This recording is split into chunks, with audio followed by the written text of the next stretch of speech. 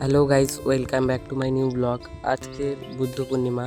তো বুদ্ধ পূর্ণিমা উপলক্ষে আমাদের গ্রামে প্রত্যেক বছরই হরি পূজা হয়ে থাকে। তো হরি পূজা উপলক্ষে সকল গ্রামবাসী মিলে আমরা চলে এসেছিলাম দক্ষিণেশ্বরে স্নান করতে ও গঙ্গার জল নিয়ে যেতে।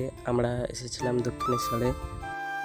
তো দক্ষিণেশ্বরে এসে প্রথম কাজ হলো আমাদের স্নান করা। তো স্নান সেরে কিছু বন্ধুদের সাথে আমরা দক্ষিণেশ্বরটা ভালোভাবে ঘুরে দেখে নিলাম। আমাদের সকলের ভাগ্য ভালো ছিল, সেই জন্যই আমরা অনেক কাছ থেকে মার দর্শন পেয়েছিলাম। ওখানে ফোন বা ক্যামেরা এলাও ছিল না, তার জন্য তোমাদেরকে মায়ের দর্শনটা করাতে পারলাম না। আমি জানি না ভিডিওটা কেমন হয়েছে, যদি ভালো হয়ে থাকে অবশ্যই কমেন্ট করে জানাবেন।